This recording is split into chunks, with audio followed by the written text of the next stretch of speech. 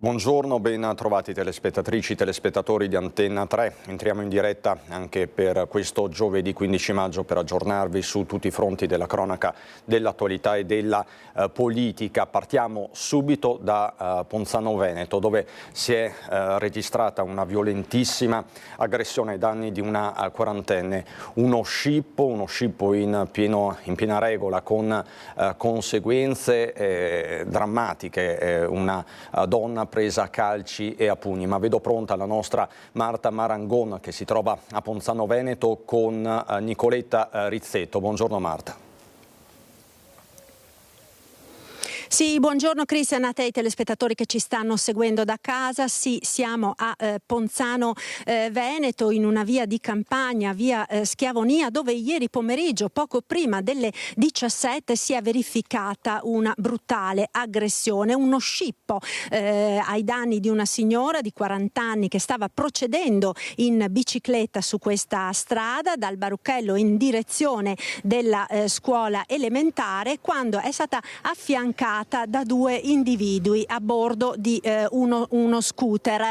La signora aveva un marsupio in vita, i due hanno cercato di scipparla, la signora ha reagito e quindi quello seduto dietro dello scooter è caduto a terra. I due rapinatori sono quindi scappati per poi ritornare indietro e aggredire la donna, che è stata presa a calci e pugni, picchiata selvaggiamente e derubata appunto del marsupio. È un episodio davvero sconcertante che lascia attonita la comunità, tra l'altro informata proprio ieri sera dal sindaco di Ponzano, Antonello Baseggio, che abbiamo qui con noi nel luogo esatto di dove si è verificata l'aggressione. Buongiorno sindaco, è un fatto davvero gravissimo quello che è accaduto. Sì, è un fatto gravissimo perché poi ieri sera ho sentito personalmente il compagno perché ero stato avvisato dalla polizia locale, ed è gravissimo perché mi chiedo se lo Stato di diritto che dovrebbe salvaguardare le persone, non solo il nostro pensiero e maniera di vivere, ma la nostra persona, il poter essere liberi di transitare nel nostro mondo, nella nostra cittadinanza, di avere una propria proprietà, e invece contrasta contro chi ritiene che probabilmente quello degli altri è suo, e se tu hai magari anche la possibilità di difenderti come fa una persona giovane, anche le prende, perché stando a queste persone probabilmente non abbiamo neanche il diritto di esistere. Io ringrazio la signora anziana che ha corso anche lei il rischio che comunque di soccorrere la malcapitata, e io ieri sera ho postato in maniera anche forte un avviso alla cittadinanza, perché poi sono stato chiamato anche durante la notte da persone che volevano sapere all'incirca l'ora per poter vedere tutti i video anche privati di telecamere, per poter dare un aiuto, perché queste persone vanno prese, e mi auguro che poi la giustizia faccia il suo corso, perché anche in questo avrei da ridire, mi permetto, visto l'occasione, perché certi episodi accadono perché tanto non solo non c'è la certezza della pena, ma in realtà poi per qualsiasi motivo i colpevoli sono sempre gli innocenti. Ecco, perché ci mancava un passaggio anticipato dal sindaco. La signora naturalmente dopo l'aggressione è caduta a terra, era piena di sangue ed è stata soccorsa da un'anziana che abita in questa abitazione proprio di fronte al punto dove si è verificata l'aggressione. Urlava, era a terra piena di sangue, ci ha raccontato la signora, che abbiamo sentito proprio pochi istanti fa, e nonostante delle difficoltà deambulatorie la signora è comunque scesa, è riuscita a soccorrerla, ha chiamato l'ambulanza e i carabinieri. Le indagini quindi stanno andando avanti con il supporto anche della polizia locale e delle immagini di videosorveglianza del comune, ma anche delle abitazioni di questa via. Sindaco, a che punto siamo? Sì, io so che i carabinieri stanno acquisendo le immagini anche private, perché quasi tutte le case ormai hanno una telecamera che inquadra il giardino, ma si riesce a vedere anche i movimenti della strada. Questi ci servono per capire da che direzione arrivavano e dove sono andati, perché poi fortunatamente il nostro territorio ha vari punti di sorveglianza, e quindi speriamo di riuscire ad acciuffare questi due delinquenti, perché poi uno scooter con due persone a bordo verso le ore 17 non è che ce ne siano molte. Mi auguro di poterli raggiungere. Certo, nel mio post sono stato abbastanza duro, perché io credo che persone così meritino di prendere ciò che hanno dato, magari anche in maggiore dimensione, tensione, perché io credo che non è corretto che alla violenza si risponda con la violenza, ma non è possibile prendersela con delle persone inermi e tra l'altro un marsupio, e poi cosa pensavano di trovare? Una volta si andava a rapinare in banca dove si trovavano i soldi, ora probabilmente non ce ne sono neanche lì, quindi se la prende con le persone che vengono qui a passeggiare o a camminare in aperta campagna per rilassarsi, e quindi questo è diventato anche un problema. Ecco, tra l'altro, Christian, dalle informazioni che abbiamo raccolto qui dai cittadini residenti in questa strada, che lo vedete è una strada comunque di campagna ma costellata di abitazioni, pare che questi due ragazzi a bordo dello scooter, uno scooter di colore scuro, i due ragazzi erano vestiti di nero ed avevano un casco integrale, entrambi di colore grigio. Abbiamo potuto visionare anche alcune immagini della videosorveglianza di alcune abitazioni e sembra appunto che questi due ragazzi a bordo dello scooter stessero percorrendo su e giù la strada, quindi l'ipotesi è proprio quella di una aggressione premeditata, forse erano proprio alla ricerca di una vittima da poter scippare, tant'è che si sono anche girati nel vialetto di ingresso di un'abitazione poco più avanti, quindi probabilmente avevano visto la signora, si sono girati e sono corsi indietro per derubarla. Questa dunque è la situazione, l'avete sentito, i carabinieri in collaborazione con gli agenti della polizia locale di Ponzano stanno passando al setaccio tutti i video per riuscire ad identificare queste due persone. Peraltro, sindaco, dopo il suo post di ieri sera sono fioccate anche le segnalazioni da parte di residenti di altri comuni limitrofi che segnalavano dei casi analoghi, quindi potrebbero essere dei rapinatori seriali. Sì, probabilmente chi ha percorso via Schiavonesca, che è un collegamento di via Baruchella, un'area deputata appunto alla spensieratezza, probabilmente arrivava da altri comuni, perché ho visto anch'io Montebelluna, Villorba, sicuramente questi signori virgolettati è da giorni che probabilmente perlustrano la zona, e in questo periodo, tra l'altro, in questo orario era l'uscita della scuola primaria che abbiamo qui a 100 metri e sicuramente attendevano qualcuno da poter borseggiare, ecco. Questo è il mio pensiero. Speriamo di poterli prendere prima. Sì, tra l'altro questo preoccupa ancora di più perché la scuola appunto è proprio a 100 metri e ci sono bambini. Esatto, perché l'uscita è alle 16:30 e probabilmente non a caso erano in quest'area. Ecco, questa dunque è la situazione. Christian, per il momento da Ponzano è tutto, ti restituisco la linea. Marta, grazie a te, a Nicoletta Rizzetto, al sindaco Baseggio. Vi rimostro questo video che appunto Tony Esposito e Francesco Cerona dalla regia vi stanno mostrando. La coppia, questa coppia criminale, non ci sono altri termini per definirla, che gira dopo aver consumato questo scippo violento, che gira il senso di marcia e appunto imbocca la strada, questo dopo aver preso a calci e a pugni questa quarantenne. Forse nel corso di questa prima edizione saremo in grado anche di farvi sentire la testimonianza della donna che ha soccorso la vittima di questo scippo brutale. Mi dicono che è pronto da Romano De Zelino il nostro Mirko Cavallin con il sindaco, perché ieri proprio a Romano De Zelino si è registrato un pauroso incidente stradale, un bimbo di 6 anni investito. Ci sarebbero buone notizie dopo lo shock iniziale, ma ci racconta tutto Mirko Cavallin. Buongiorno Mirko. Buongiorno Christian, bentrovati con Alessandro Costacuta alla parte tecnica, il sindaco di Romano De Zelino Simone Bontorin che ci rassicura sulle condizioni del bimbo. Sì, fortunatamente ieri in serata abbiamo avuto notizie dirette da parte della famiglia che sono andato a trovare sulla dichiarazione di fuori pericolo del bambino, di conseguenza tutto quello che è successo, che per tutta la giornata ci ha tenuto in apprensione, dato che la situazione qui alle mie spalle quando è avvenuta era molto grave, si è risolta fortunatamente con queste notizie e anche grazie a tutto il lavoro dei soccorritori e dei sanitari che hanno lavorato ieri pomeriggio qui. Ecco, il bambino è fuori pericolo, ne è stato perso il controllo evidentemente uscendo la casa giù circa un centinaio di metri alle nostre spalle in una strada provinciale leggermente tortuosa, dove lo potete vedere anche voi con le immagini di Alessandro Costacurta, insomma forse stanno andando a 50 solo perché noi siamo qui. È evidente che questo tratto di strada, come le altre parti di provinciali che di fatto attraversano tutto il nostro comune, sono strade nelle quali i 50 all'ora spesso e volentieri non vengono rispettati.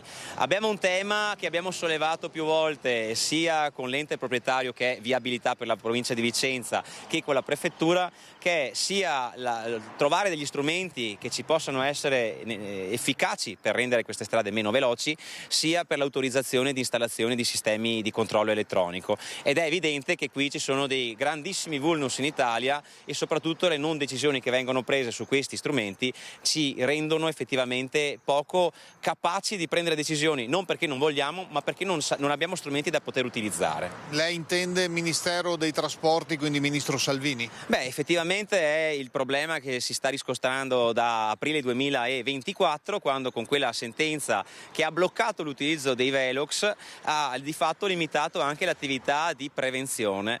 Vorrei dire a tutti che il Comune di Romano investiva l'80% delle sanzioni del codice della strada su manutenzioni stradali, sulla sicurezza stradale, su corsi, su prevenzione e soprattutto anche sull'allungamento degli orari degli agenti, e di conseguenza il venir meno di queste risorse e il non poter utilizzare questi strumenti limita moltissimo questo tipo di attività. Tra l'altro abbiamo fatto una rilevazione con degli aggeggi tecnologici in cui abbiamo dimostrato che la velocità media sulle nostre strade è aumentata. In questa strada, in questo tratto in particolare, lì dove è successo l'incidente, ma fino al municipio che è più a sud, adesso non si intravede appunto perché c'è la curva, ma in questi oltre 200 metri di strada però non c'è un attraversamento pedonale, quindi cosa pensate di fare?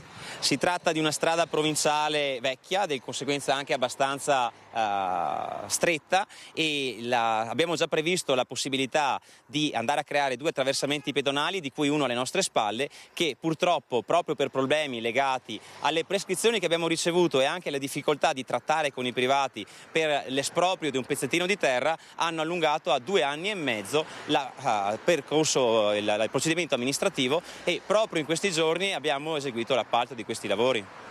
Allora, intanto auguri al bimbo, alla sua famiglia, insomma, per una pronta guarigione. Dovrebbe essere comunque operato, giusto? Sì, il bambino purtroppo ha subito una frattura a un braccio, di conseguenza deve essere ricomposta questa frattura, oltre al fatto che comunque nell'incidente ci sono state delle ferite che gli hanno fatto perdere molto sangue e di conseguenza sono state necessarie diverse trasfusioni proprio per stabilizzare la situazione. Grazie al sindaco di Romano Dezzelino, Simone Bontorin. Con Alessandro Costacurta, la parte tecnica da Romano è tutto. A te Cristian, buona giornata. Grazie, buona giornata e buon lavoro a voi. E poteva avere conseguenze drammatiche, davvero drammatiche, l'incidente che si è registrato questa mattina alle 7 a Gorgo al Monticano. Lo potete vedere dalle immagini, dove all'altezza di un semaforo sulla strada principale un'auto si è letteralmente capovolta. Urtato anche un altro mezzo, il boato è stato avvertito in tutta la zona, pesanti disagi al traffico. Sul posto operatori del SUEM 118 e forze dell'ordine per i rilievi del sinistro. Fortunatamente conducenti e passeggeri sono usciti in maniera autonoma dagli abitacoli, nessuno ha riportato ferite. Allora, fra pochissimo, ve lo dico già, ritorneremo a Ponzano Veneto, perché la nostra Marta Marangon è riuscita appunto a parlare con la testimone, con la donna che ha prestato soccorso alla 40enne scippata e aggredita nel pomeriggio di ieri. Fra pochissimo quindi torneremo dalla nostra Marta Marangon. Prima Chiara Gaiani che si collega da Padova, dove è esploso un dibattito a tratti anche feroce dal punto di vista politico sulla zona rossa. Chiara, buongiorno. Cristian, buongiorno ai telespettatori. Ti confermo quanto hai detto, è davvero accesa la discussione politica in città. Da una parte il sindaco Sergio Giordani che sul provvedimento ha proprio figurativamente sbattuto il tavolo durante l'incontro in prefettura, dicendo e affermando la sua contrarietà, e tra l'altro nel comunicato diffuso, perché ai microfoni il sindaco Giordani non ha parlato per lui, ieri ve l'abbiamo fatto anche sentire, l'assessore alla sicurezza Bonavina ha attaccato a muso duro la Lega dicendo un provvedimento dettato da esigenze di propaganda e non necessario di fatto. La Lega ovviamente ha risposto immediatamente portando anche solidarietà al sindaco, quindi la tensione politica è molto alta. C'è però preoccupazione anche tra chi vive nel quartiere dell'Arcella, da dove da lunedì partirà la zona rossa. Il quartiere dell'Arcella è il più popoloso della città, ci sono 40.000 abitanti. Se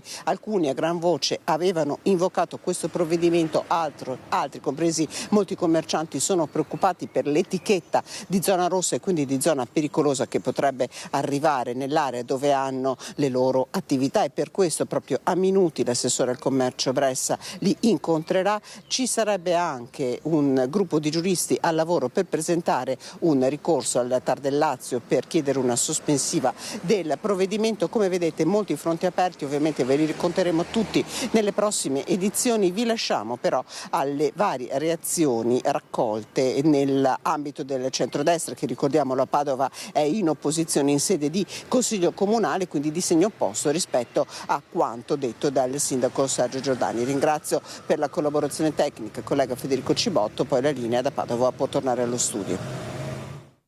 L'Arcella non perde valore se c'è più polizia, l'Arcella perde valore se continuano gli episodi criminosi, e io da padovano, da arcellano, sono contento di sapere che anche le scuole frequentate dai miei figli ricadono all'interno della nuova zona rossa. Esprimo la mia solidarietà nei confronti del prefetto, nei confronti dei componenti del comitato per l'ordine e la sicurezza pubblica, per gli attacchi ingiustificati del sindaco. Lancia in resta parte all'attacco della giunta Giordani, la Lega, che fa quadrato attorno al prefetto e ricorda come la zona rossa nel quartiere dell'Arcella sia una richiesta dei cittadini. La Lega dovrà rendere conto alla città, dice il sindaco. Ma noi renderemo conto, ovviamente, come stiamo facendo da sempre, mettendo l'interesse dei cittadini prima di tutto. Dopodiché le dichiarazioni del sindaco penso siano molto gravi. Io mi chiedo dove è stato il sindaco in questi 7 anni, cioè 7 anni di tempo per fare delle azioni concrete in materia commerciale, economica, di ordine pubblico e di sicurezza. Abbiamo una sede della polizia locale che è aperta poche ore ogni tanto, e di cosa stiamo parlando? Quindi io avrei preferito da cittadina, prima che da esponente della Lega, di sapere quali sono le intenzioni. Mi sarei aspettato un'assunzione anche di responsabilità su un fallimento che è evidente, perché altrimenti non avremmo raccolto centinaia di firme, non avremmo fatto le manifestazioni se questo problema non ci sono. Le zone rosse confermano che la sicurezza non è percezione, ma è una necessità concreta ed è soprattutto un diritto. Accanto al prefetto anche Elisa Venturini, consigliere regionale di Forza Italia, che sull'Arcella ribadisce: abbiamo chiesto più volte all'assessore comunale alla sicurezza di intervenire, abbiamo incontrato le autorità competenti, questa risposta non è ideologica ma proviene da una valutazione concreta delle forze dell'ordine e delle istituzioni preposte, che meritano rispetto e fiducia per il lavoro che svolgono. Di segno totalmente contrario Potere al Popolo, che con il portavoce Luca Lendaro precisa: il quartiere Arcella, come gli altri quartieri di Padova, non ha bisogno di polizia, ha bisogno di affitti accessibili, servizi pubblici, sanità di prossimità, verde, partecipazione. Intanto alla Guizza, sempre a Padova, c'è stata un'operazione da record contro lo spaccio di droga, eroina in particolare. 60 kg di eroina trovate dalla Guardia di Finanza di Padova a casa di un albanese in zona Guizza. L'uomo era stato fermato nel rione padovano per dei normali controlli, fornendo però di documenti che da subito non sembravano autentici. Inoltre lo stato di agitazione e le risposte vaghe fornite dall'albanese hanno portato i militari ad approfondire gli accertamenti, eseguendo una perquisizione a casa dell'uomo.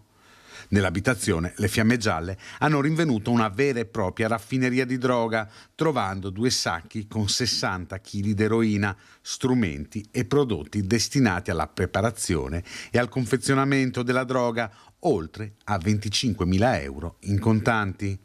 Lo straniero è stato quindi arrestato e portato in carcere.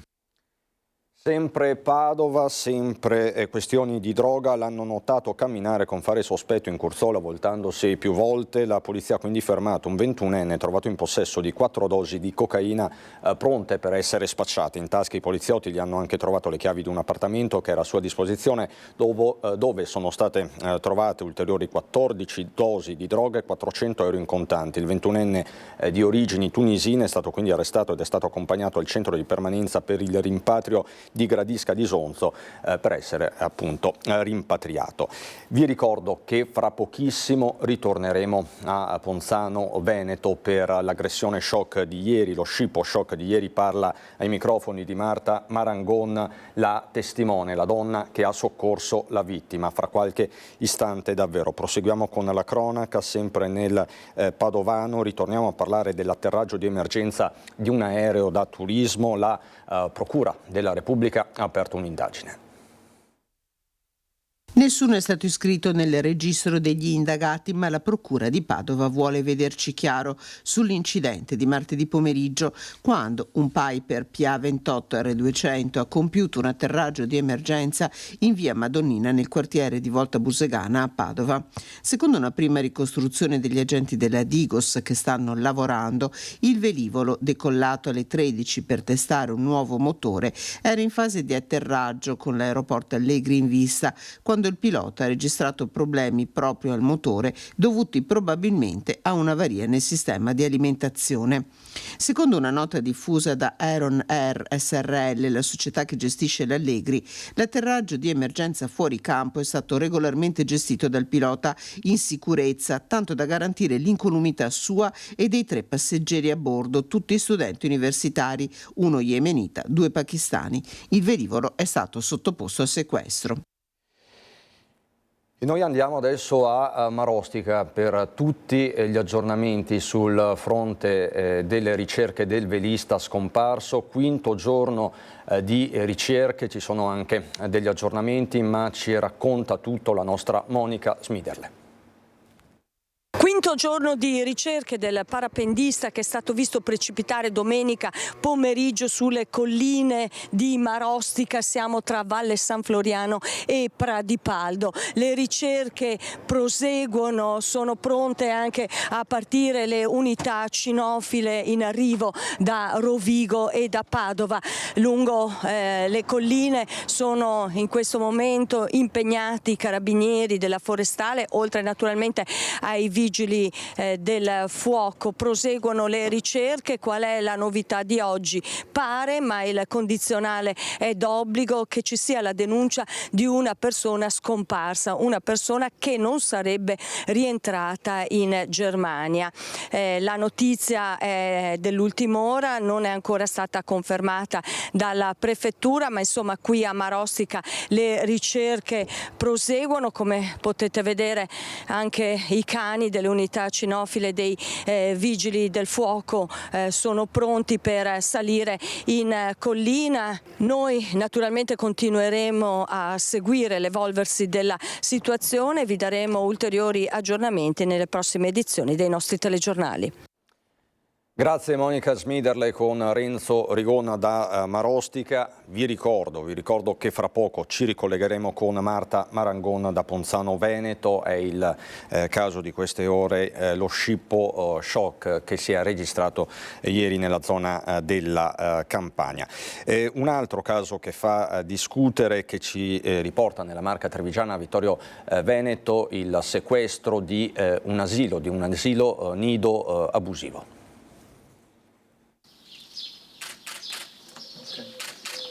Sigilli posti, struttura messa sotto sequestro. Il nido privato operava con assenza di registrazione sanitaria e mancanza di autorizzazione all'esercizio per il servizio educativo sociale rilasciato dalla Regione, nonché del registro di autocontrollo.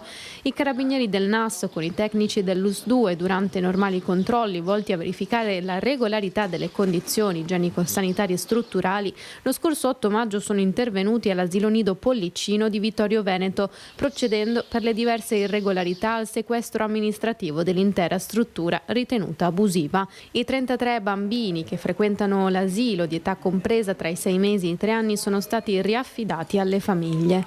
Abbiamo capito che la questione è prettamente di ordine amministrativo e naturalmente c'è un po' di disagio in città rispetto appunto a questa chiusura momentanea. Auspichiamo quanto prima la sistemazione e che il regolamento sia attuato. Ci stiamo anche noi confrontando con gli uffici dell'US per capire appunto le dinamiche, per capire le tempistiche. Naturalmente sono 33 famiglie che sono senza un servizio e quindi auspichiamo quanto prima l'attuazione e la riapertura del servizio. Intanto l'amministrazione si sta attivando per capire come intervenire a supporto dei genitori. Stiamo valutando l'ipotesi e attivandoci anche con i nostri uffici delle politiche sociali per capire appunto cosa fare. Certo è che non è una situazione facile da affrontare. 600.000 euro il valore della struttura sequestrata, saranno contestate violazioni amministrative per circa 5.000 euro. Torniamo quindi a Ponzano Veneto con Marta Marangona, Nicoletta Rizzetto, perché Marta adesso vi fa sentire la testimone, la donna che ha soccorso la vittima dello scippo di ieri. Marta, mi senti? A te la linea. Sì, Cristian, buongiorno ancora da Ponzano. Siamo qui a casa della signora Giuseppina Danieli, che abita proprio di fronte al luogo dove si è verificata l'aggressione. È stata lei, nonostante abbia anche delle difficoltà a camminare, la ringraziamo per aver atteso qui appunto seduta su una sedia con la stampella, perché fa appunto fatica a camminare. È stata lei, dicevamo, a sentire le grida e a soccorrere per prima la quarantenne vittima di questa violentissima aggressione. Cosa è successo, signora?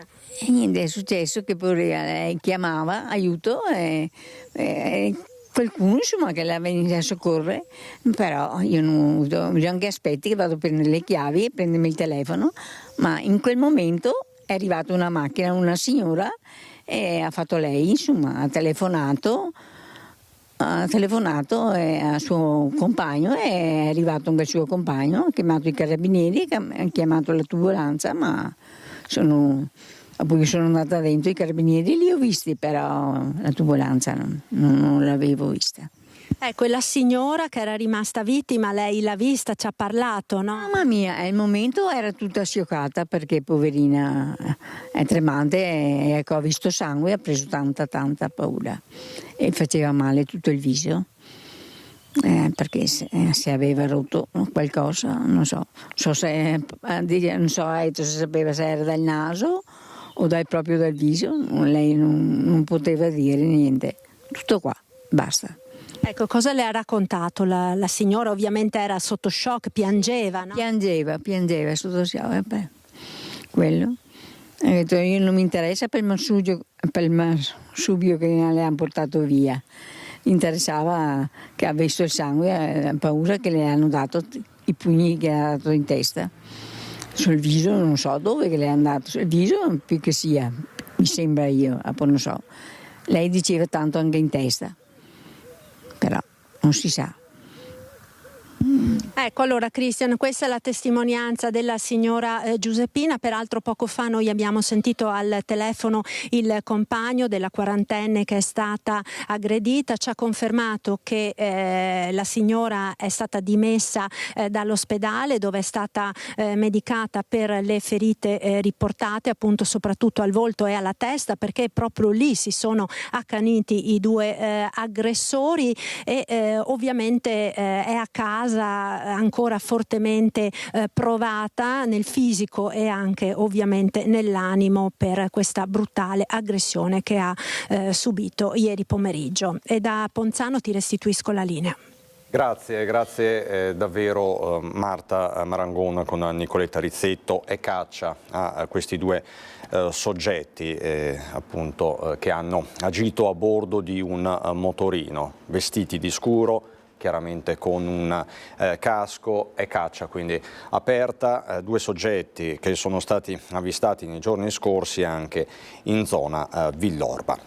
Noi rimaniamo sulla cronaca, andiamo a Olmi di San Biagio di Callalta. Nella notte tra lunedì e martedì un furto consistente in una ditta di trasporti, rubati 80 scatoloni contenenti vestiario marchiato Calzedonia che sono stati caricati su di un furgone ritrovato vuoto nel Veronese. Con un bastone di legno di fortuna hanno prima deviato la direzione della telecamera di videosorveglianza dell'azienda di logistica Soline di Olmi, poi con una spranga di ferro fatto leva sul portone per scardinarlo e crearsi una fessura da cui entrare. Da lì indisturbati hanno rubato ben 80 scatoloni di indumenti di Calzedonia, caricandoli su un furgone intestato alla ditta. Nessuna infrazione del mezzo. Le chiavi le hanno trovate all'interno dell'azienda. Il furto nella notte tra il 12 e il 13 maggio. I ladri sono andati a colpo sicuro prendendo merce utile da rivendere. Il furgone geolocalizzato è stato individuato dai carabinieri nella frazione di Montorio a Verona. All'interno non c'erano né i ladri né gli scatoloni rubati. Il sospetto dei proprietari della ditta è che si tratti di una banda specializzata che ha agito su commissione. Probabilmente il furgone è servito da mezzo di trasporto e di scarico della merce in un altro per portare la refurtiva altrove. Le indagini sono ora di competenza della stazione di carabinieri di San Biagio al vaglio. Le telecamere di videosorveglianza che avrebbero ripreso anche in faccia i malviventi. Ritorniamo nel Vicentino, a Vicenza in particolare, aggressioni in centro storico, scattano due Daspo Willy nei confronti di due giovanissimi ritenuti tra i protagonisti dell'aggressione avvenuta in centro l'altro giorno. Intanto cresce la preoccupazione tra i vicentini relativa al fenomeno delle baby gang, delle bande giovanili, per il cosiddetto fenomeno dei Maranza. Ce ne parla Luisa Bertini insieme ad Andrea Benetti. Torniamo a parlare dell'episodio di violenza che si è consumato l'altro giorno in pieno pomeriggio proprio a pochi passi da qui. Noi ci troviamo nella centralissima piazza Castello, un'aggressione ai danni di un corriere. Si sta stringendo il cerchio, si è stretto il cerchio attorno ad un gruppo di ragazzi, volti già noti alle forze dell'ordine. C'è stato anche un comitato per l'ordine e la sicurezza per fare luce e chiarezza sull'episodio. Sentiamo insieme il servizio.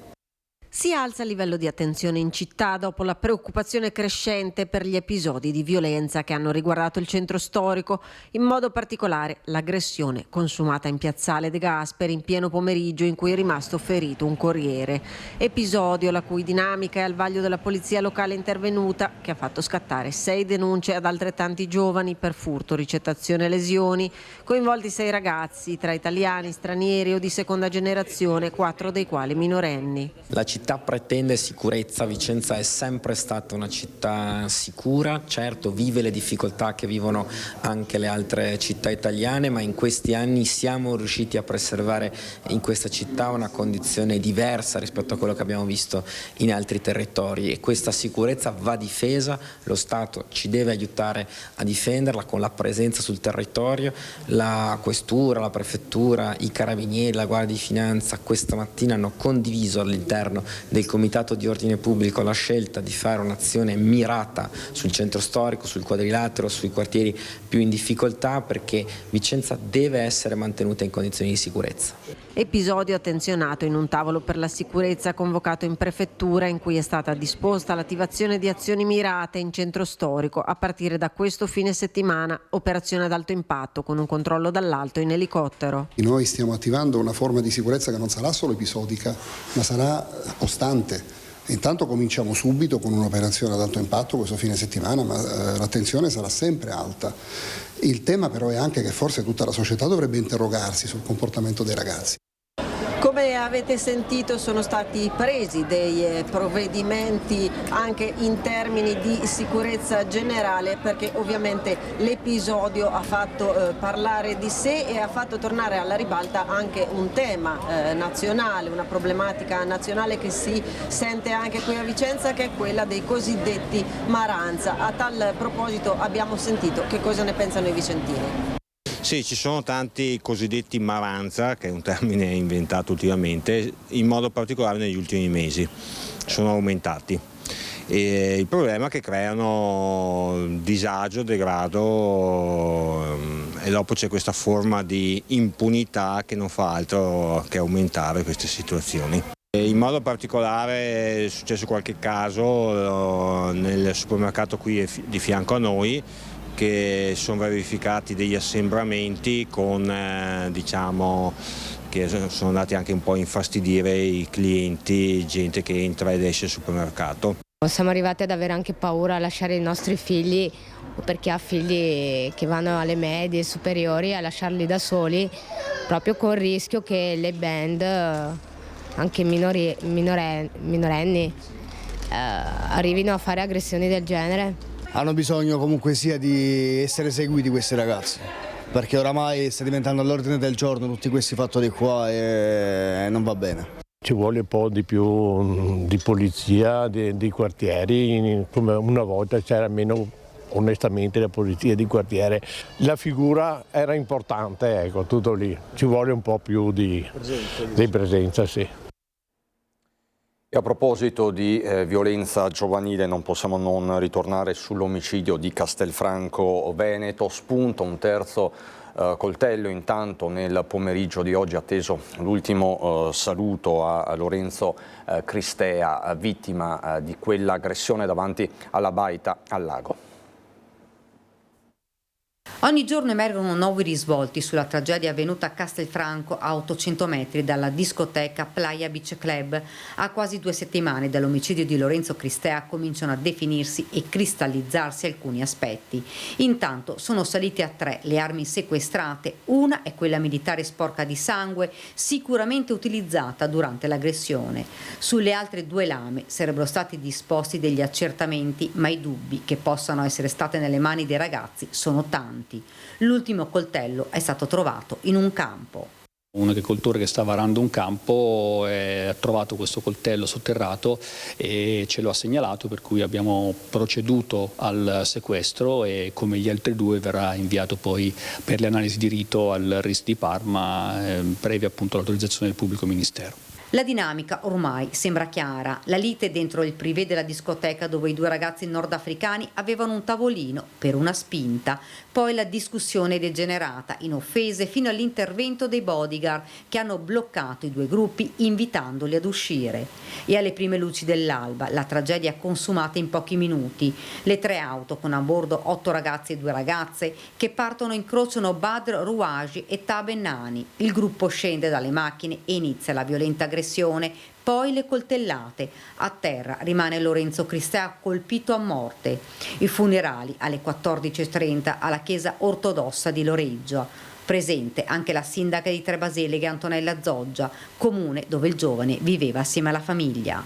Non abbiamo risposte come amministrazioni, neanche come adulti di questo paese. Posso solo esprimere il mio grande cordoglio per questa morte assurda e porterò domani ai funerali di Lorenzo le mie condoglianze ai familiari, agli amici, a tutti quelli che sono ancora così colpiti e così sconvolti da questa morte.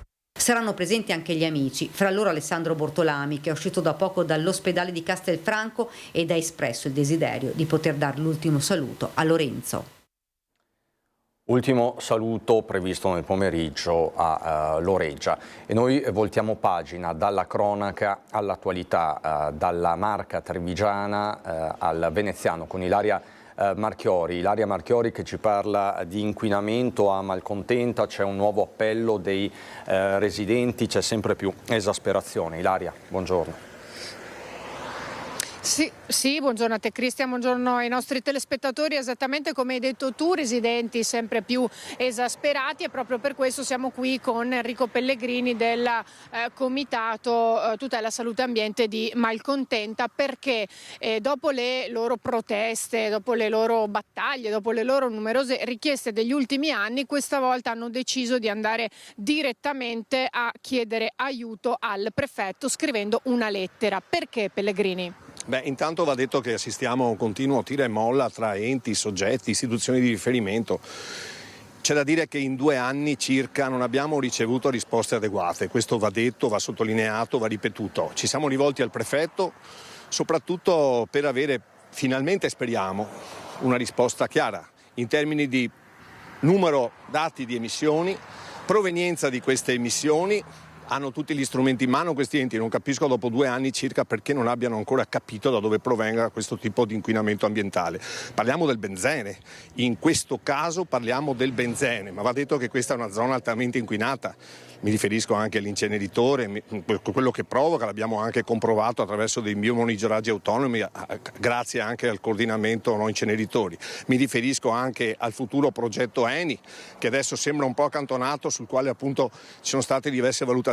Ma torniamo al tema. Noi ci riferiamo al prefetto soprattutto in cerca di informazioni. È una nostra cosiddetta ultima spiaggia, non lo nascondiamo, perché non le abbiamo avute fino adesso. Non abbiamo avuto informazioni, non abbiamo avuto dati, non abbiamo avuto certezze, garanzie, non abbiamo avuto tutto questo da chi dovrebbe invece darcele. Su tutto questo, va detto, pesa come un macigno il silenzio di questa giunta. Il sindaco dovrebbe essere il primo che è cittadino, il primo a tutela della cittadinanza, di questa comunità, che è una comunità a cui vanno date un certo tipo di risposte. Si avvii un confronto, finalmente un confronto, ci vengano a dire che cosa stanno facendo, anche in termini di messaggio idraulico. Qua non capiamo la costruzione di certe vie idrauliche, e non capiamo soprattutto quale destino avremo. Ecco, noi abbiamo parlato del benzene contenuto nei silos a pochi metri più avanti, che però abbiamo visto nelle immagini che scorrevano mentre noi parlavamo, ma abbiamo deciso di posizionarci qui per un altro motivo, una cosa che voi avete scoperto sta accadendo qui proprio al di là della strada da pochi giorni. Di che cosa si tratta? Intanto mi urge correggerla, nel senso che non abbiamo la certezza che il benzene derivi, e questo anche chiediamo, derivi dalla San Marco Petroli. Di fatto può essere un indizio il fatto che a pochi metri da qui ci siano 24 silos contenenti biocarburanti, carburanti di vario tipo, vengano raffinati. Qui di fronte a noi, perché ci siamo messi qua? Sì, giustamente lei dice ci sono altre questioni da affrontare. Abbiamo scoperto, grazie al comitato, grazie al fatto che certi cittadini ci abbiano avvisato, che stanno avviando delle operazioni di estrazione di terreni di fronte appunto a dei centri abitati.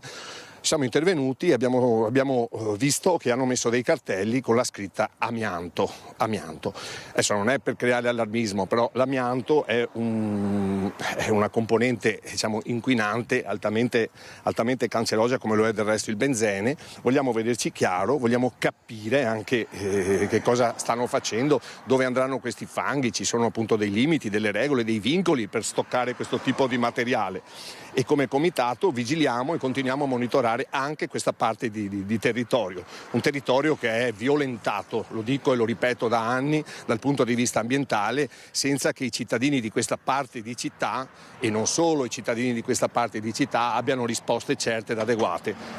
Verificheremo e monitoreremo anche questo tipo di operazioni, perché sta a cuore a noi la nostra salute sta al primo posto, sembra che non stia però al primo posto verso altri soggetti.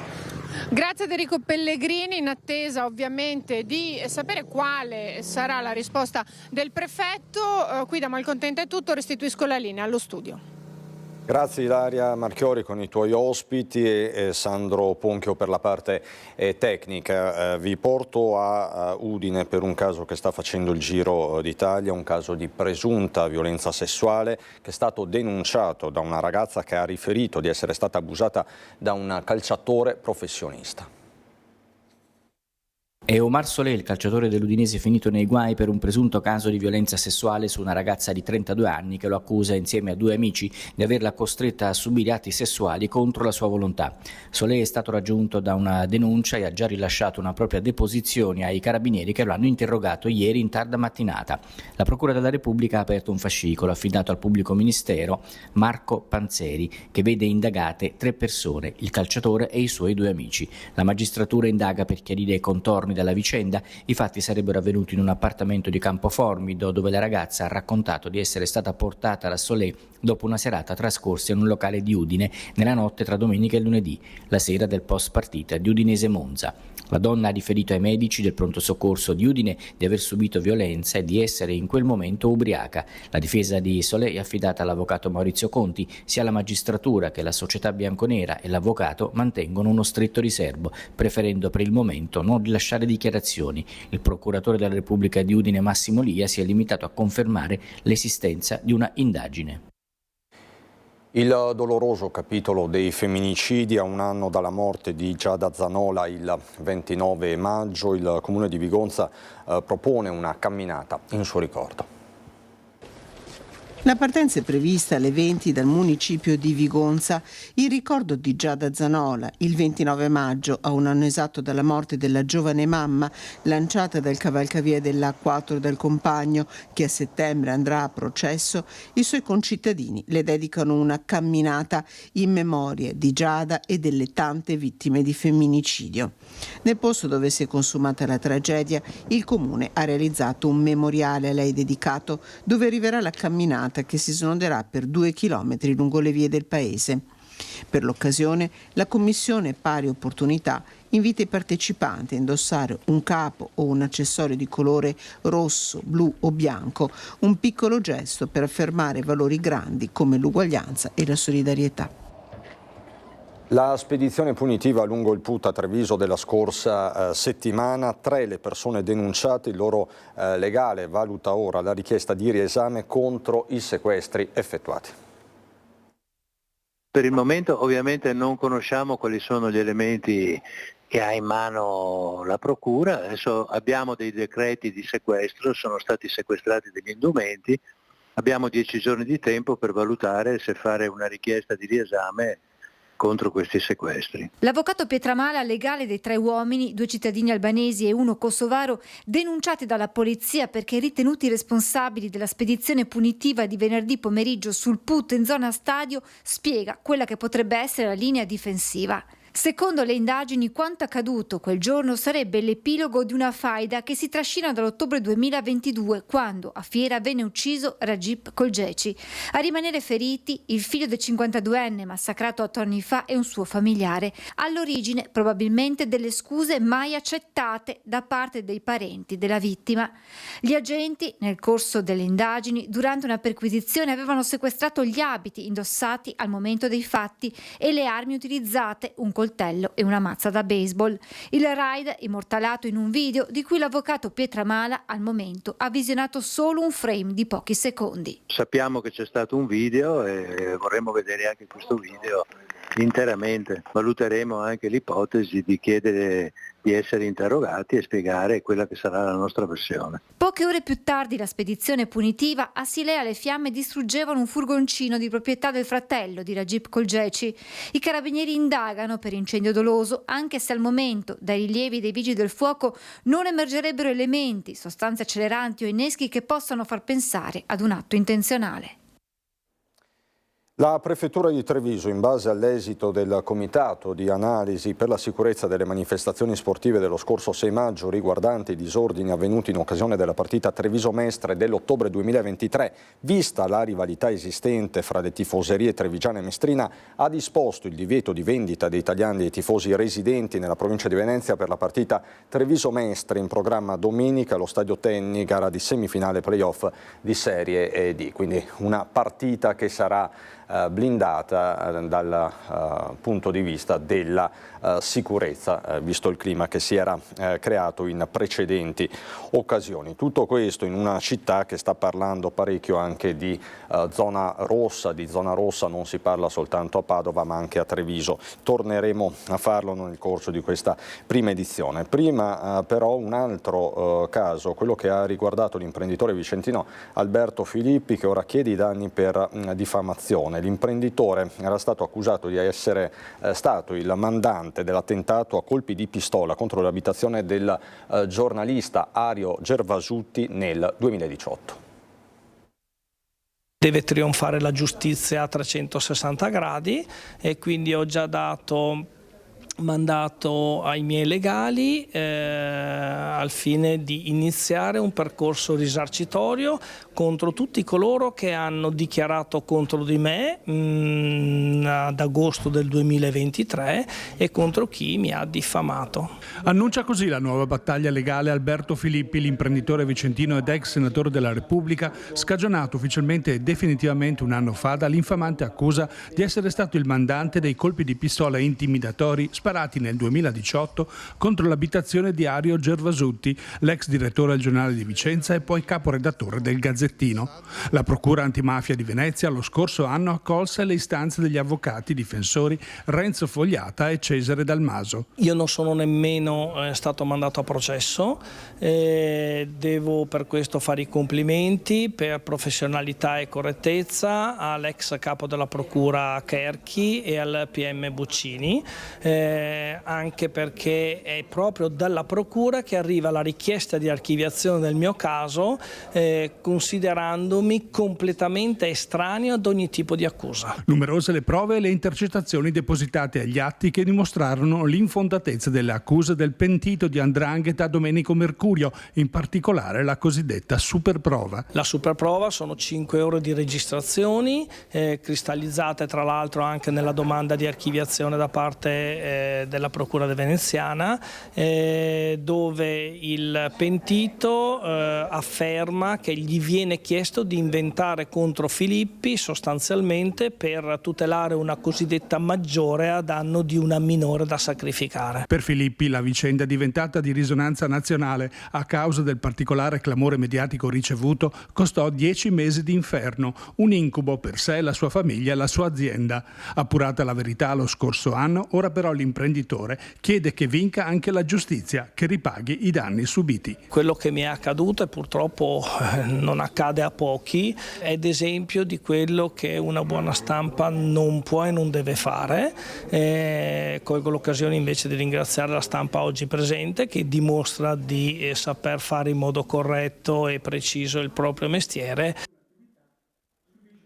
E caccia aperta a questi due soggetti dei quali stiamo parlando dall'inizio di questa prima edizione, i due delinquenti, non ci sono altri modi per definirli, che ieri hanno, nel tentativo di scippare una quarantenne a Ponzano, l'hanno letteralmente aggredita a calci e a pugni. La donna è stata portata in pronto soccorso, oggi è ritornata a casa con diverse ecchimosi sul corpo. Un episodio brutale che è stato subito stigmatizzato, condannato sui social dal sindaco di Ponzano Veneto Antonello Baseggio, che abbiamo avuto anche ai nostri microfoni, ai microfoni di Marta Marangona, che è riuscita a interpellare e a far parlare anche la testimone, la signora che ha soccorso la vittima, la prima soccorritrice di questa donna. Chiaramente è caccia aperta di questi due soggetti, si stanno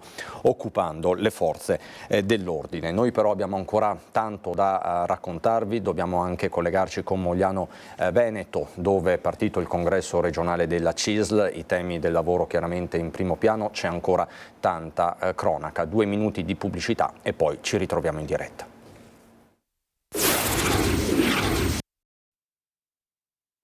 Di nuovo in diretta per raccontarvi quanto sta accadendo a nord-est anche per questo giovedì 15 maggio. Riparto da dove ci eravamo lasciati, da questa immagine, da questo frame di videosorveglianza. Questi sono i due soggetti che ieri hanno scippato violentemente una donna di anni, colpendola con calci e pugni. Donna che è finita al pronto soccorso è stata dimessa solo nelle scorse ore, varie echimosi sul corpo, ma i danni, come ci spiegava, ci raccontava la nostra Marta Marangon, che si trova a Ponzano Veneto, non sono soltanto fisici. Questi due soggetti sono stati già visti negli ultimi giorni in zona, segnalati anche a Villorba, ieri chiaramente hanno superato ogni limite ed è caccia aperta da parte delle forze dell'ordine. C'è la condanna netta del sindaco. Chiaramente nel quartiere a Ponzano e non solo c'è paura proprio per le modalità di questo episodio.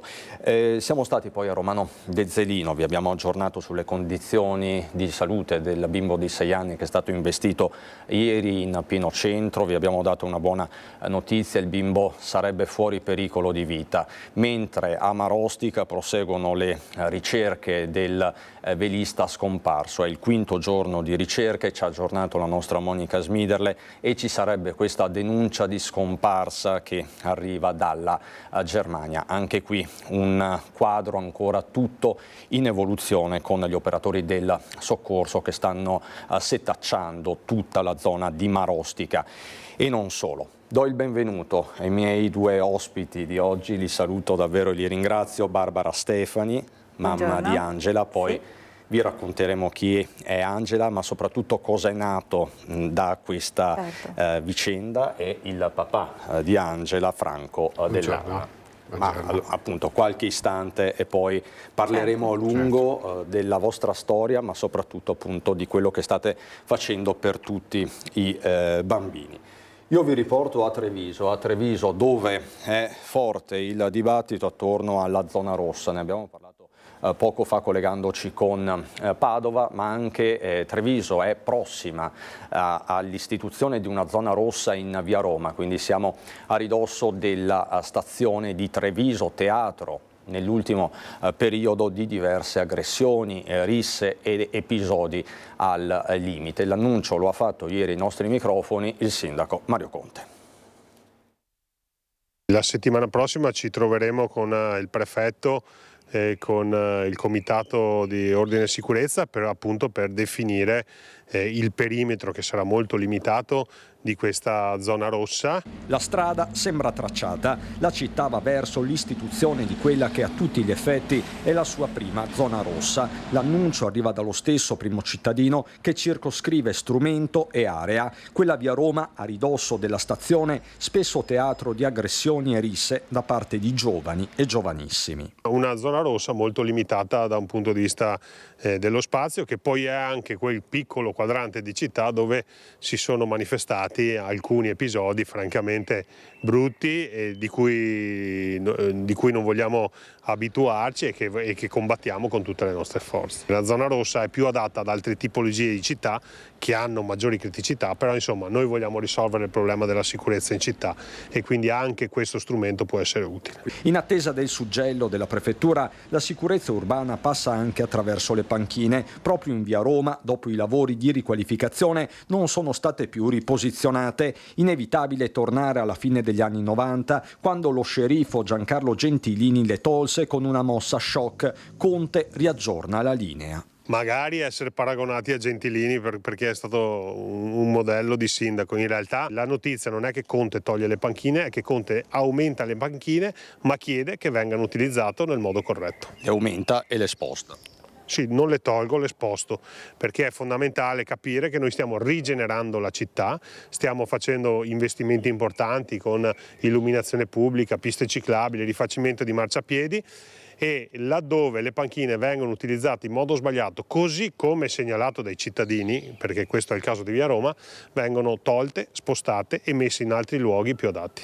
Intanto, con lo stesso spirito, Casugana studia una stretta sul consumo di alcol in vie e piazze. Se qualcuno abusa di alcolici in quadranti di città e poi conseguentemente crea anche delle situazioni di pericolo, in quel quadrante di città verrà inserito il divieto di alcolici. Siccome siamo una città fatta di tanti bei locali gestiti da professionisti, tutti coloro che vogliono consumare uno spritz, un calice di prosecco lo possono fare non in luoghi pubblici ma appoggiandosi agli ambienti che sono predisposti per questo tipo di servizio.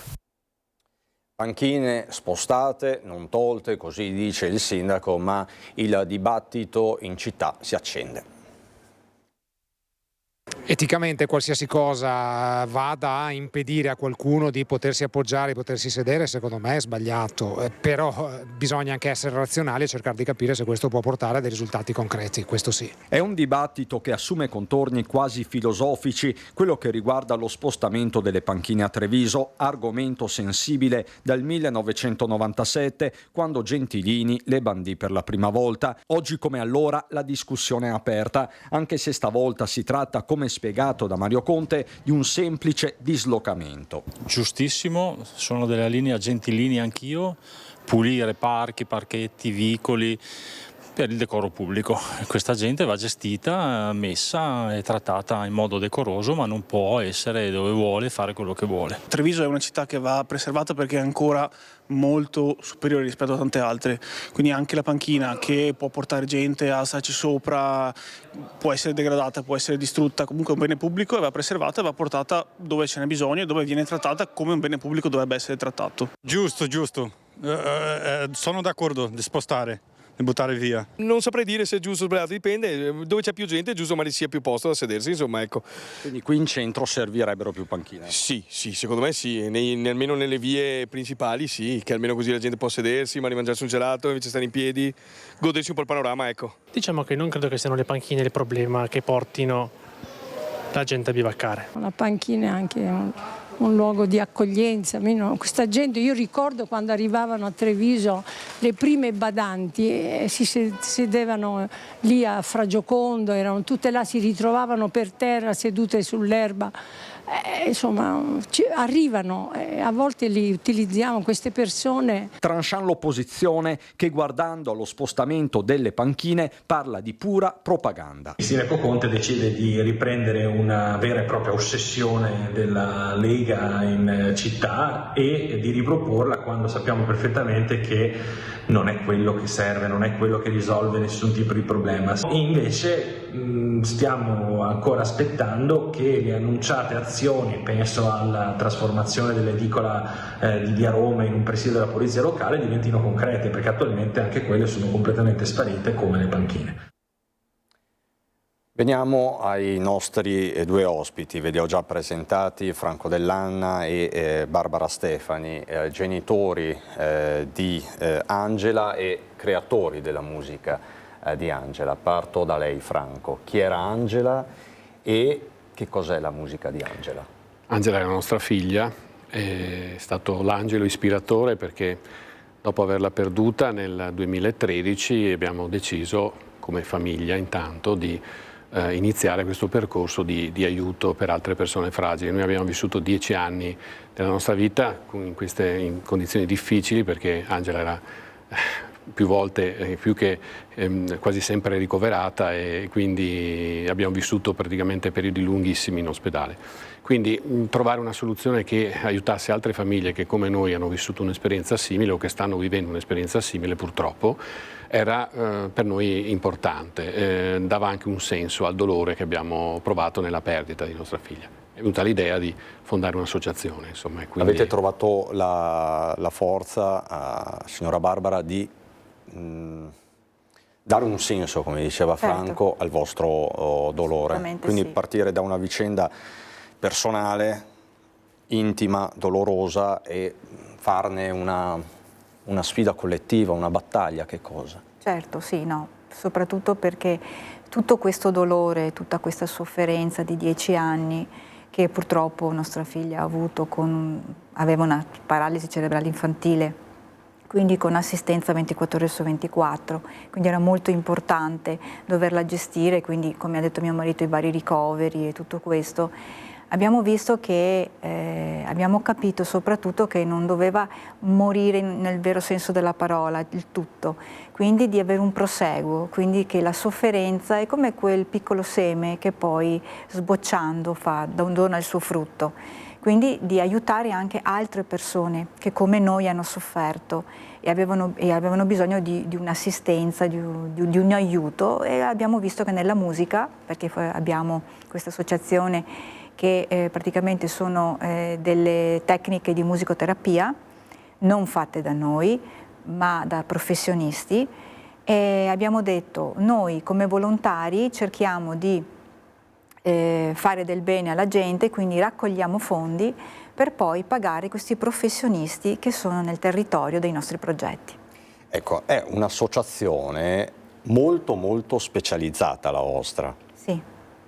Voi organizzate iniziative di musica, poi ne parleremo, certo, proprio anche per sostentarvi, per finanziarvi, certo, però poi la vostra attività principale è la musicoterapia. Certo, sì, noi siamo in vari ambiti del territorio qui trevigiano.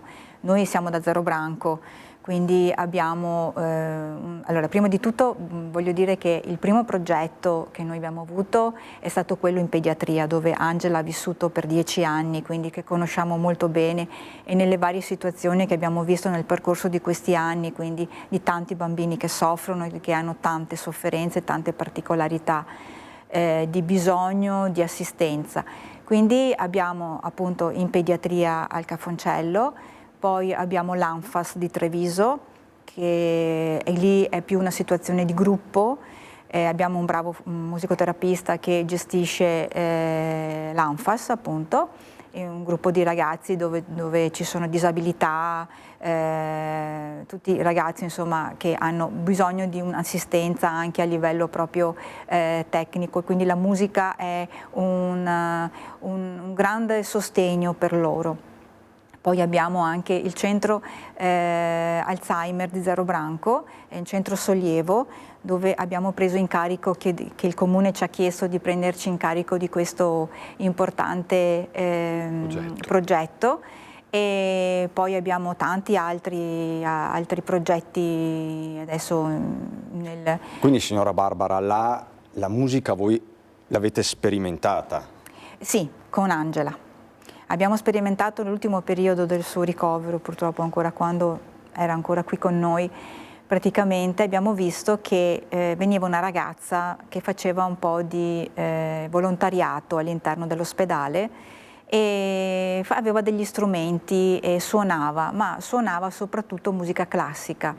Vedevo che siccome Angela era monitorata e quindi dove praticamente c'erano tutti i dati e soprattutto quelli prima di tutto la respirazione, ma anche la frequenza cardiaca, vedevamo che come lei suonava, intanto i tratti e i lineamenti del viso si tranquillizzavano e si distingevano. E dopo vedevamo proprio il cuore che si tranquillizzava, quindi c'era un momento di benessere suo personale, e avevamo capito che con la musica poteva esserci un aiuto grande. E quindi da qui, Franco, l'idea della musica di Angela. Certo. Un'idea semplice quanto innovativa.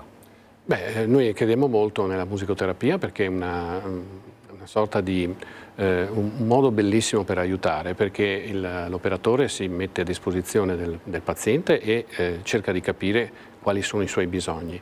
Può essere semplicemente, come è stato per Angela, una musicoterapia di tipo passivo, cioè dove il paziente in questo caso viene avvicinato dal musicoterapista, dal professionista, e il professionista deve capire quale può essere il benessere, perché non c'è dialogo con il paziente, che in questo caso non può parlare. Nel caso invece di altri, sempre in ambito pediatrico, c'è il songwriting, per esempio, in cui vengono coinvolti i bambini a scrivere una canzone in cui loro cercano di rappresentare, di identificare qual è il loro dolore, qual è la loro difficoltà. Quindi con la musica tirano fuori le loro emozioni. Questo è uno dei modi. A volte viene coinvolta anche il genitore, quindi veramente diventa anche una terapia familiare. Quindi noi vediamo, abbiamo dei riscontri bellissimi, tra l'altro con Alberto, il nostro musicoterapista, che come diceva Barbara provengono tutti da Padova, dalla scuola di musicoterapia, sono laureati, quindi hanno un percorso, un iter universitario europeo, perché ancora in Italia non è riconosciuto la figura del musicoterapista come professionista. Ci arriveremo, spero, perché è il caso di farlo, anche perché hanno un iter a tutti gli effetti universitario. E l'approccio che ha il nostro musicoterapista è talmente importante ultimamente nel reparto pediatrico che la caposala, che ringrazio sempre, ci dice: guarda Franco, che abbiamo bisogno di altre ore.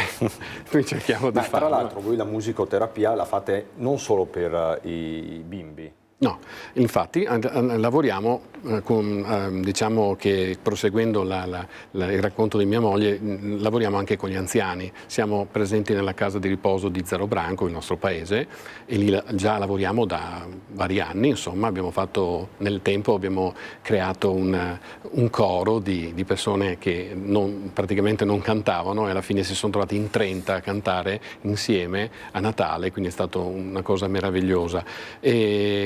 È un progetto continuo addirittura di riabilitazione mnemonica.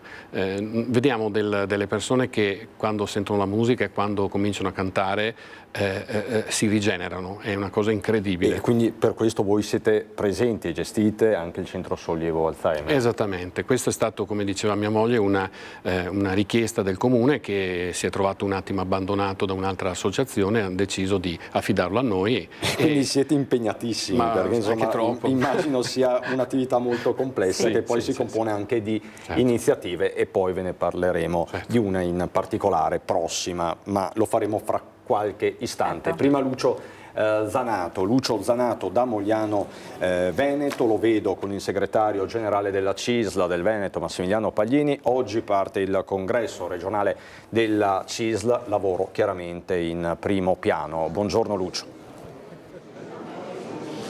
Buongiorno Cristian, buongiorno ai telespettatori e anche ai tuoi ospiti. Ho sentito che parlavi di fisioterapia e di anziani, e quindi pensavo di partire con un altro tema con il segretario. Invece parliamo del fatto che voi avete lanciato un allarme per quanto riguarda la sanità nel Veneto. Sì, la sanità del Veneto, che è migliore in altre parti d'Italia, anzi come abbiamo detto molto migliore, però abbiamo bisogno di programmare assieme. Quello che noi chiediamo alla Regione, futura Giunta e futuro Consiglio che si insediranno, è di programmare assieme le necessità della sanità, del sistema sociosanitario.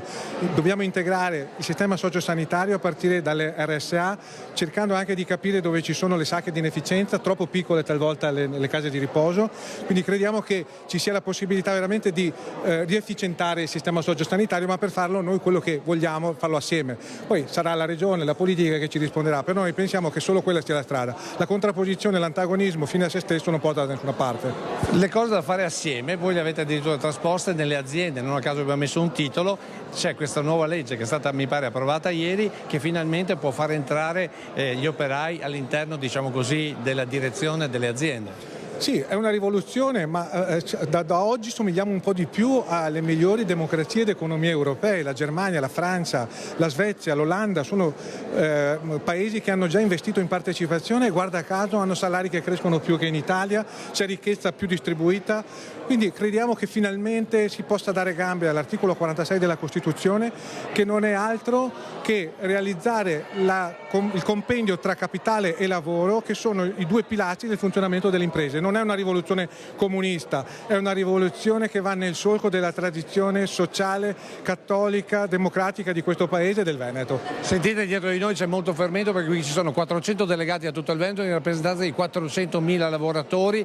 Significa che la CISL del Veneto è il primo sindacato della regione, però è un sindacato che continua ad ispirarsi alla matrice cattolica. Lei ha citato nel suo lungo intervento, 1 ora e 25, ha toccato tutti i temi di questa regione, ha fatto proprio potremmo dire, veramente uno screening completo di questa regione. Lei ha toccato anche il tema della Rerum Novarum e quindi della presenza della Chiesa all'interno della società civile. Sì, la Rerum Novarum è la ciclica fondativa dei movimenti sociali cattolici, da cui nascono le leghe bianche e quello che poi diventerà il Veneto laborioso, produttivo. Tornare alla Rerum Novarum significa, e lo ha detto Leone XIV, il nuovo Papa, significa recuperare il senso della costruzione dei diritti che sono stati fondati proprio da quella stagione sindacale e di rivendicazione.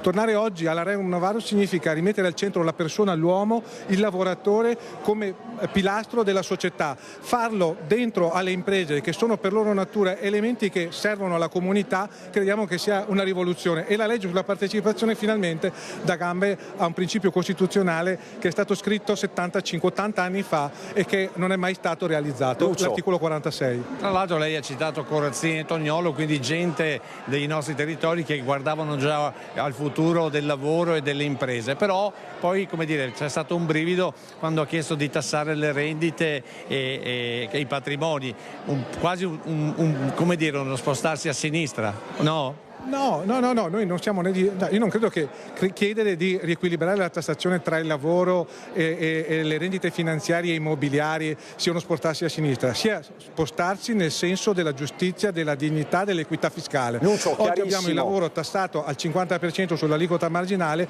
le rendite finanziarie vengono tassate al 26%. Non vogliamo andare a mettere le mani in tasca a nessuno, ma chiediamo maggiore equità fiscale in un paese che ha un'enorme necessità di risorse per finanziare i servizi. Grazie Lucio. Ti ridò la linea perché sento che stai per chiudere. Grazie infinite Lucio Zanato, Massimiliano Paglini. In realtà sto andando in pubblicità, poi ritorniamo perché c'è un invito speciale per tutti voi, ma insomma 2 minuti davvero e poi lo vedremo insieme. A fra poco.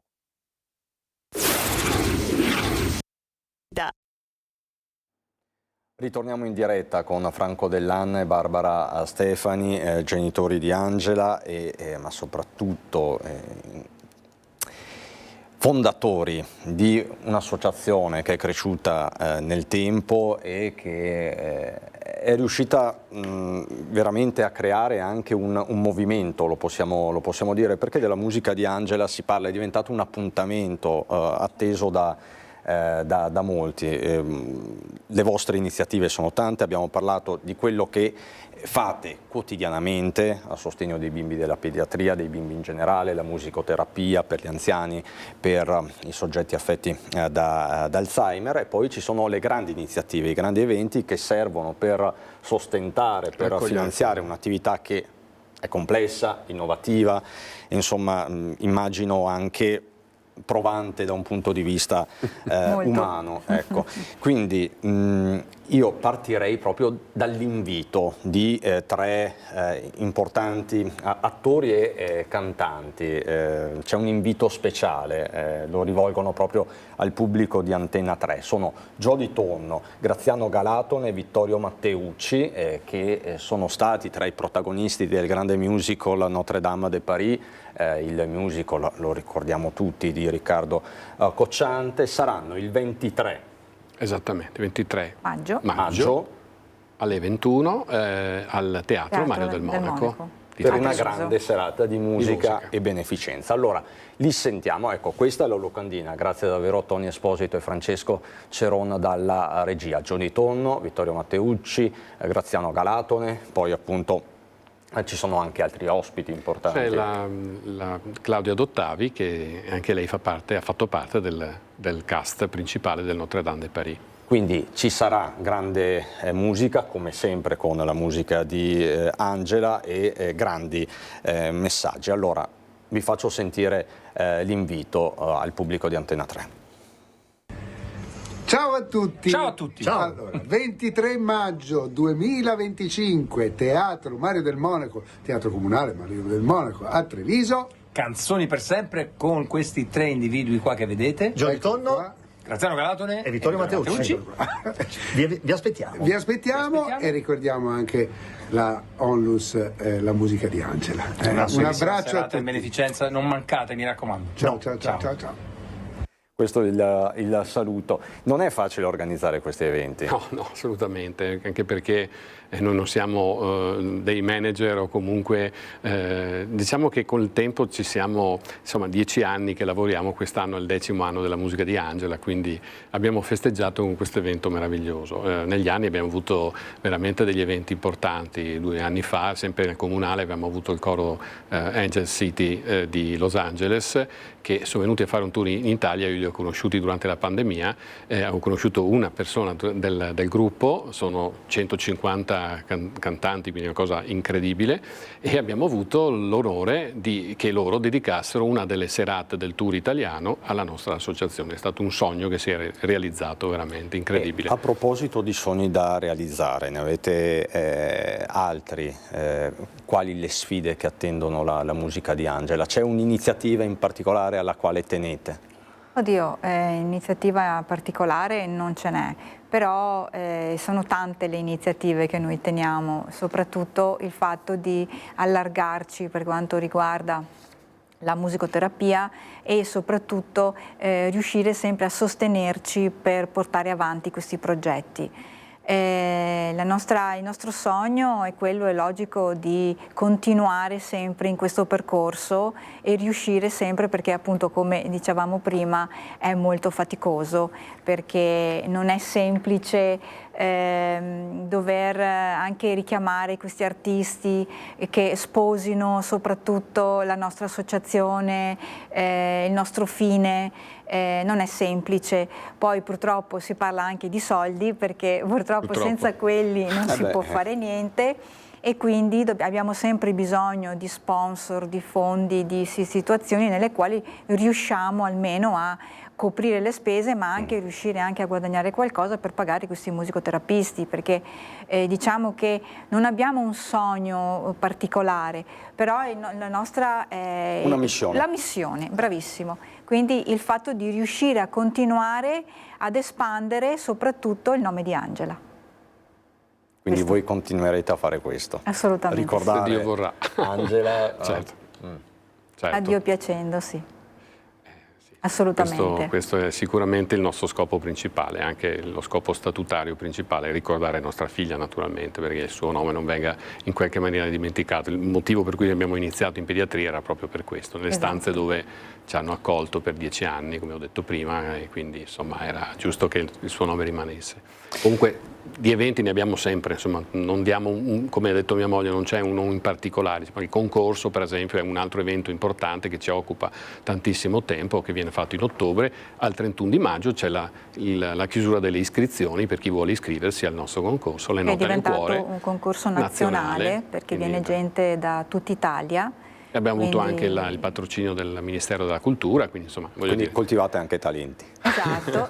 C'è anche una delle tante cose. Infatti il nostro si chiama Talent Solidale, proprio per far conoscere ai ragazzi, per dare ai ragazzi un'opportunità a chi vuole immettersi nel mondo della musica, e comunque abbiamo avuto dei bei riscontri, perché Mimì Caruso, per esempio, che adesso la vediamo negli spot pubblicitari della Vodafone, della Team, insomma così, che ha vinto un talent importante. X Factor è venuta nel nostro concorso, ha iniziato nel nostro concorso. Insomma, qualcuno con X Factor c'è davvero. Esatto, e quindi riescono, sono soddisfazioni, poi perché poi si instaura anche con la famiglia un certo rapporto, quindi anche ci si comunica, quindi è proprio non è una cosa fine a se stessa, ma qualcosa che poi si allarga e porta solo del benessere anche a livello umanitario tra le persone. Se posso dire, qualche cantante che ha conosciuto la nostra realtà adesso si sta mettendo a fare musicoterapia, quindi vuol dire che questa cosa è